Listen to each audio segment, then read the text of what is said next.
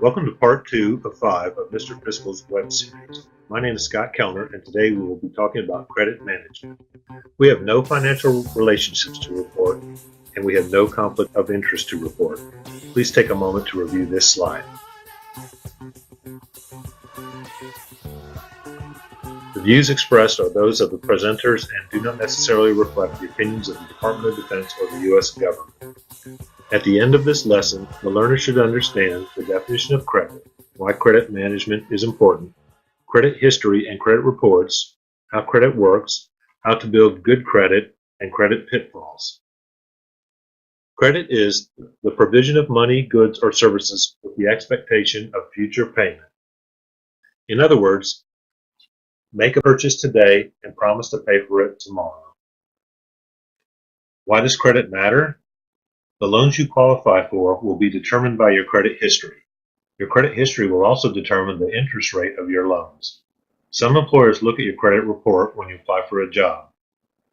I would recommend using credit for only one purpose: when you have a large but necessary expense that you can't pay for in full, for instance, a house or a car. One exception would be to use a credit card that you pay off after each month to help build your credit. We will discuss this later in more detail. Your credit history, as the name implies, describes the history of how you use money.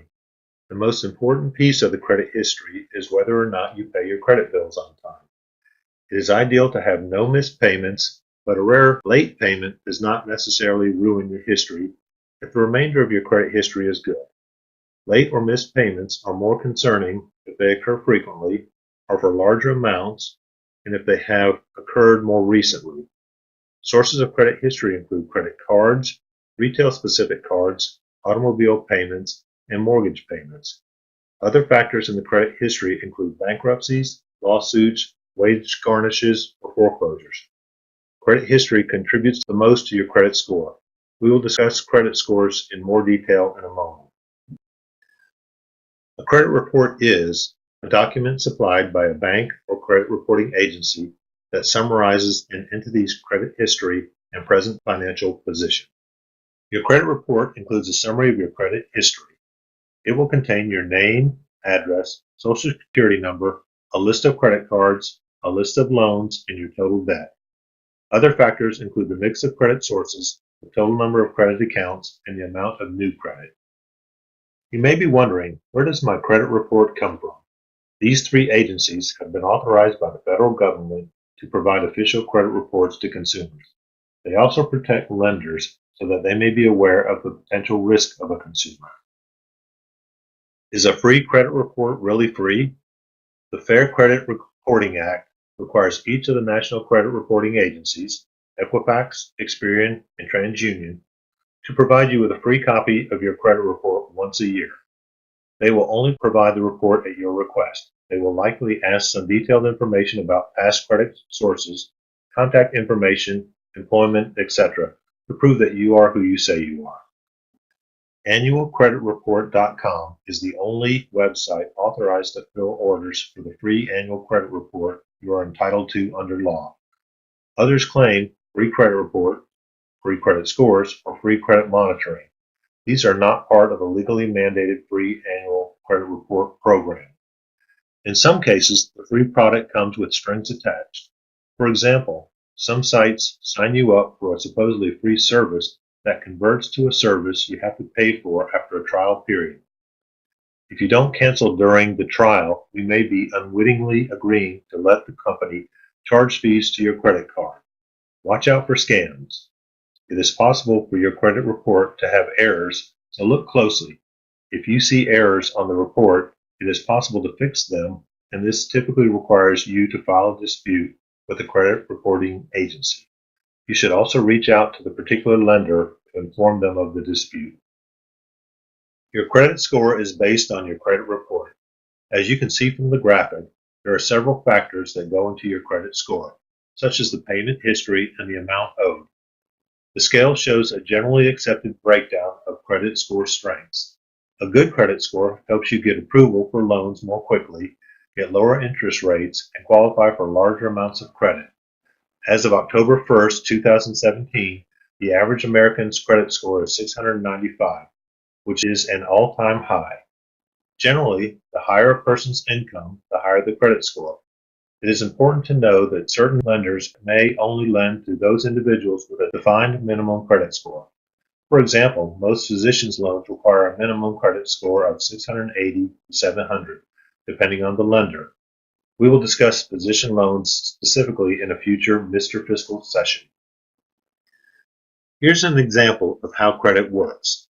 Dr. Evil needs a death ray immediately, but doesn't have enough money. The death ray cost $1 million. Dr. Evil approaches a lender to borrow the money. He wants to buy the death ray on credit. If Dr. Evil has a good credit score, the lender thinks, easy money, low risk. Let's lend this guy lots of money. Since he is an attractive customer, we will lend at a low interest rate to attract his business. Loan approved. In this scenario, Dr. Evil needs a death ray immediately, but doesn't have enough money. If Dr. Evil has moderate credit, the lender thinks, there's some risk here.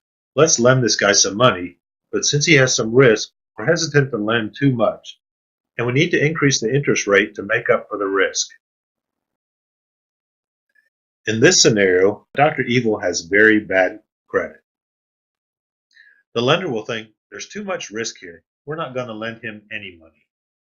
Loan rejected. Now that we've seen the importance of a good credit score, let's talk about how to build good credit.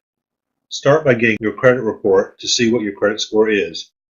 Then take steps to establish credit, such as obtaining a loan, paying for utility services, or getting a credit card. Make sure that you're paying all of your creditors on time. Set up automated payments or payment reminders so that you're not late and don't miss any payments. If the timeline of your credit history is short, then avoid opening too many sources of credit in a short period of time.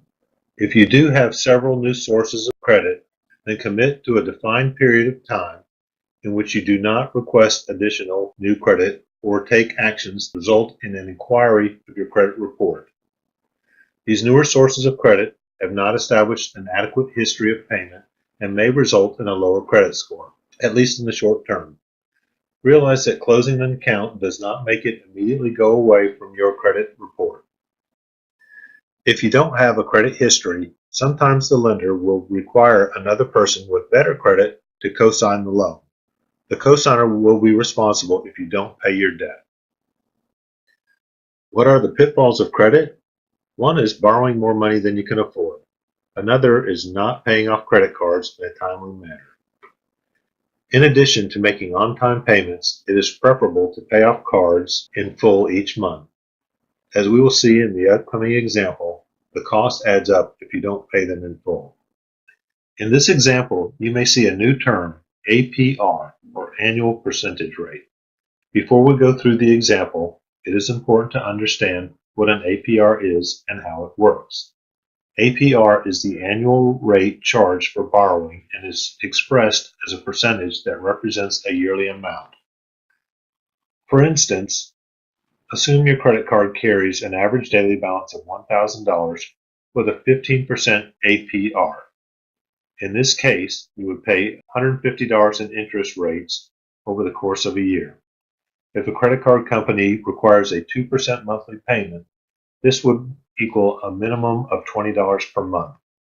The interest paid is divided over 12 months, so $12.50 each monthly payment would be going to interest, and only $7.50 is applied to the card's balance. Assuming no more debt is added to the card, the total payoff time would end up being 79 months, and the total payoff balance would be $1,579.11. As you can see on the right-hand side of the slide, we have increased the monthly payment. By increasing the minimum payment by only $10 per month, the total payoff time decreases to 44 months, and the total payoff balance is $1,301.70. By doubling the monthly payment to $40 per month, the total payoff time is decreased to only 31 months.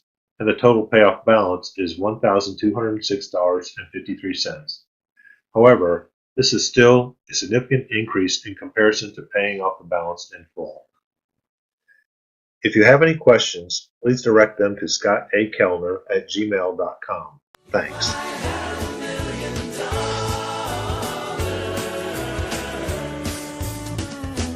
I'd be rich